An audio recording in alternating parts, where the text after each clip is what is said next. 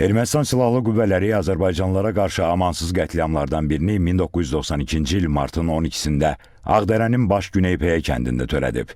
Həmin gün kəndin 17 günahsız sakini qətlə yetirilib. Ermənilər onların meyitlərini belə əzizlərinə verməyib. Ermənistanın Azərbaycana qarşı hərbi təcavüzü nəticəsində çoxsaylı cinayətlər törətməkdə təqsirləndirilən 15 nəfərin məhkəmə prosesinin növbəti baxış iclasında həmin hadisə zamanı qətlə yetirilənlərin əzizləri ifadə verdilər.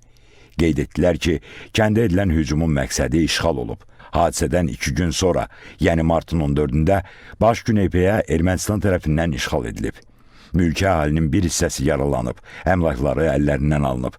Məhkəmə prosesində Ağdam, Füzuli, Zəngilan, Qubadlı və Cəbrayılın işğalı zamanı zərər çəkənlər də ifadə verdilər. Zərər çəkən Şücaət Mədətova dedi ki, 1992-ci il martın 16-sında Ermənistan Silahlı Qüvvələri Füzuliyə hücum edən zaman həyat yoldaşı atılan mərmi nəticəsində şəhid olub. Zərər çəkən dövlət ittihamçısı Vüsal Abdullayevin sualına cavabda bildirdi ki, Ermənistan Silahlı Qüvvələri rayonu işğal edəndə 4 tərəfdən mühasirəyə alıblar.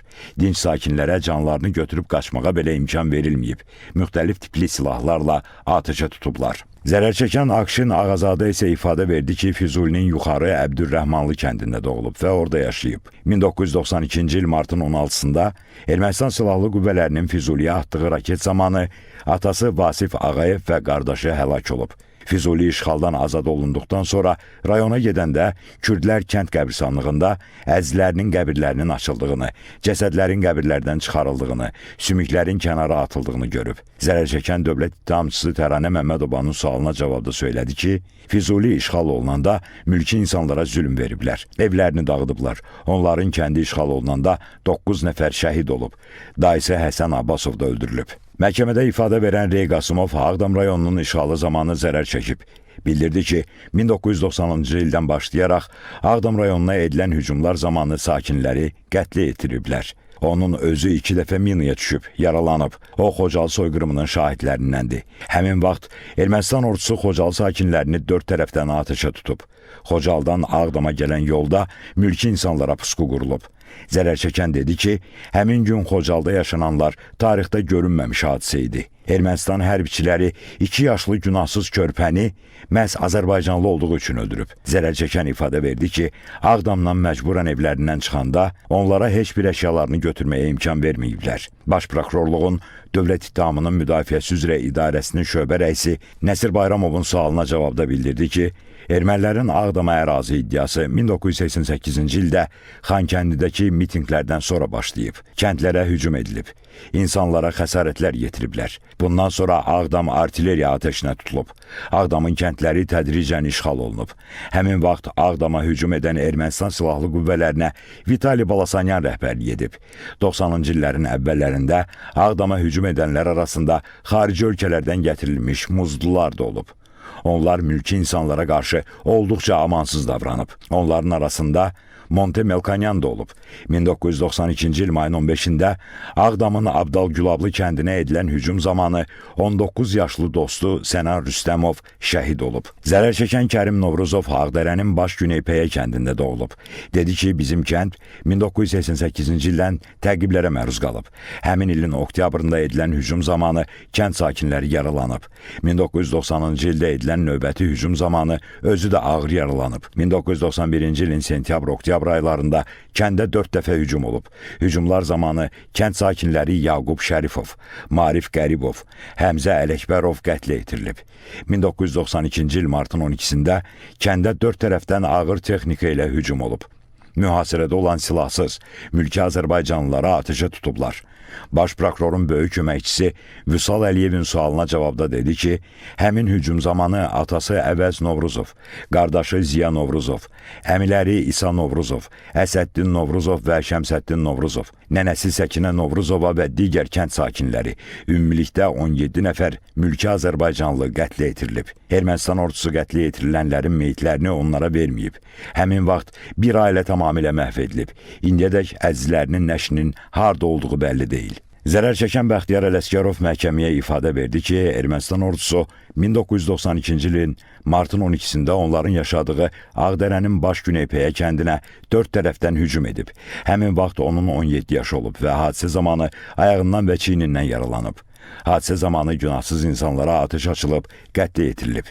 Baş prokurorun xüsusi tapşırıqlar üzrə köməkçisi Tuqay Rəhimlinin sualına cavabda söylədi ki, Ermənistan ordusu hadisə zamanı onun babası Balay Qəribov, nənəsi Saray İsmailova, anası Zabilə Ələsgərova, bacısı Nərgiz Ələsgərova və xalası Ramilə Ələsgərovanı öldürüb. Onların cəsədlərinin harda olduğu indiyədək məlum deyil. Zərər çəkən Elşad Aslanov da Ağdərə rayonunun Baş Güneypəyə kəndinin işğalı zamanı zərər çəkənlərdəndir. Dedi ki, ərazi iddiası və kəndə hücumlar 1988-ci ildə Xankəndidəki mitinqlərdən sonra başlayıb. 90-cı illərdə bu hücumlar mütəmadi xarakter alıb.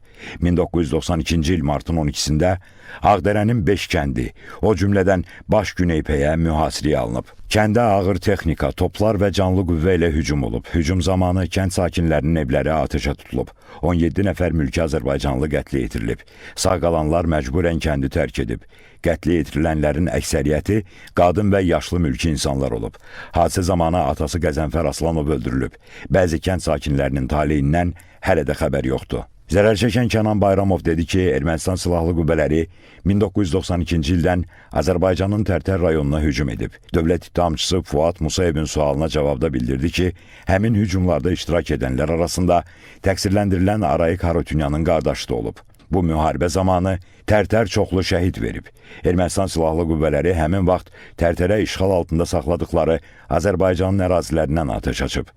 Zərər çəkən müharibə zamanı səhhətində ciddi problemlər yarandığını dedi. Prosesdə ifadə verən zamanda zərər çəkənin vəziyyəti pisləşdiyi üçün həkim müayinəsinə götürüldü.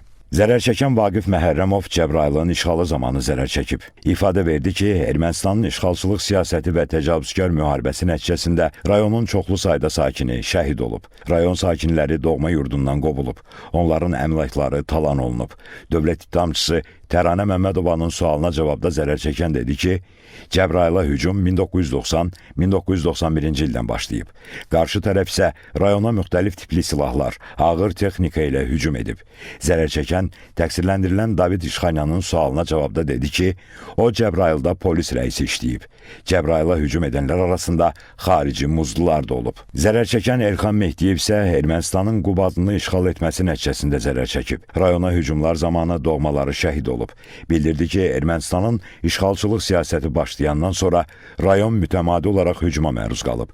Dinc sakinləri hədəf alıb, qətlə yetirib, yaralayıblar. 1989-cu ildə Dovutlu kənd savxozuna edilən hücum zamanı 2 nəfəri qətlə yetiriblər. Onun atası Mehdi Mehdiyev isə girov götürüblər. 6 aydan sonra onlara girovluqda öldürdükləri atasının meyitini veriblər. Məhkəmədə ifadə verən Osman Vəliyev isə Ermənistanın Zəngilan rayonunu işğal edən zaman zərər çəkib. Bildirdi ki, Zəngilana hücumun məqsədi rayon əhalisini məhv etmək olub.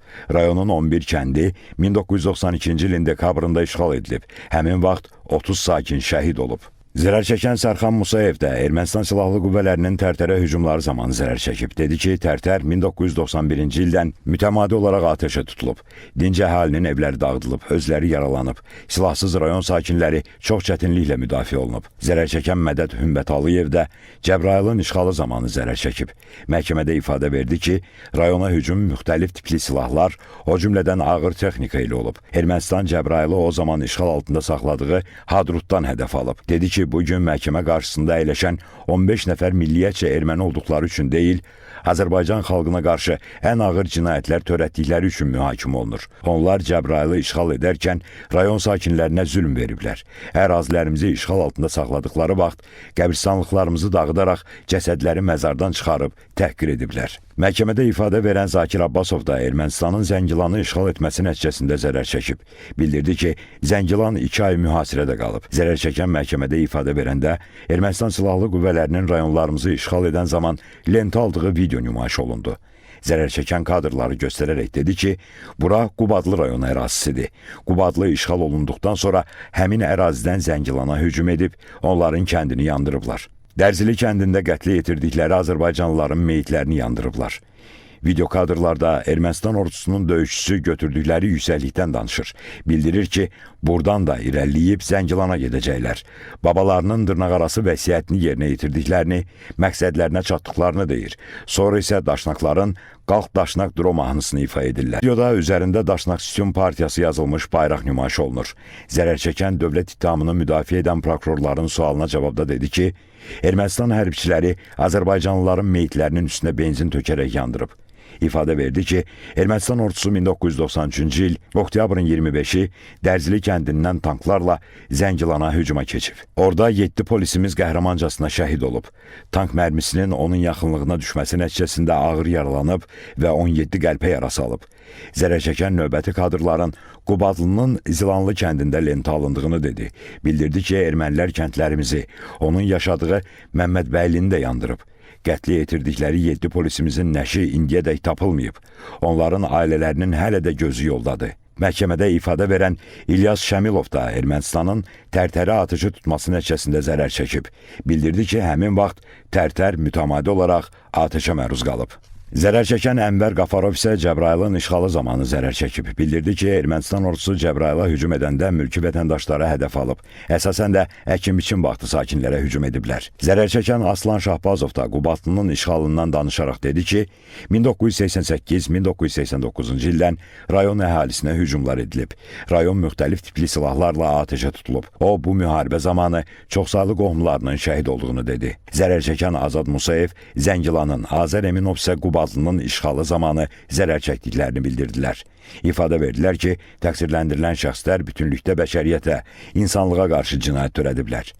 Məhkəmədə ifadə verən Əli Safa Quliyev də Zəngilanın işğalı zamanı zərər çəkdiyini deyərək bildirdi ki, həmin vaxt dinc sakinlərə zülm veriblər, insanları güllələyib, başlarını kəsiblər. Məqsəd əhalini məhv etmək olub. İclasda hakim Zeynal Ağayev bildirdi ki, təqsirləndirilən David Babayanın 2 vəkilindən biri məhkəməyə müraciət edərək səhhəti ilə bağlı prosesdə iştirak edə bilmədiyini bildirib.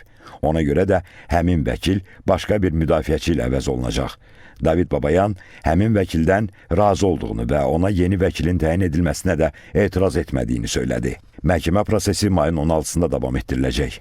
Bakı Hərbi Məhkəməsində hakimlər Zeynal Ağayevin sədrliyi, Camal Ramazanov və Anar Rızayevdən ibarət tərkibdə keçirilən məhkəmə iclasında zərər çəkmiş şəxslərin bir qismi, onların hüquqi varisləri və nümayəndələri də iştirak edirlər. Qeyd edək ki, Ermənistan dövlətinin, onun dövlət qurumlarının vəzifəli şəxslərinin, hərbi qüvvələrinin və qanunsuz silahlı birləşmələrin bilavasitə rəhbərliyi və iştirakı, şifahi yazılı qaydada verdiyi tapşırıq, göstəriş və təlimatları, maddi, texniki, şəxsi heyətlə verdiyi dəstəyi, mərkəzi qaydada idarəçiliyi əsasında, eləcə də ciddi nəzarət altında Azərbaycan ərazisində daxili və beynəlxalq hüquq normalarına zidd şəkildə Azərbaycana hərbi təcavüz etmək məqsədi ilə yaradılmış, həmçinin Robert Köçəryan, Serj Sarkisyan, Vazgen Manukyan, Vazgen Sarkisyan, Samvel Babayan, Vitali Balasanyan, Zori Balayan, Seyran Ohanyan, Arşavir Qaramyan, Monte Melkanyan və digərlərinin rəhbərliyi, bilavasitə və dolayı iştirakları ilə Ermənistan dövləti, o cümlədən sözgedən cinayətkar birlik tərəfindən aparılan təcavüzkar müharibənin gedişində törədilmiş çoxsaylı cinayət faktlarına dair cinayət işi üzrə 15 nəfər erməni əsilli təqsirləndirilən şəxs ittiham edilir.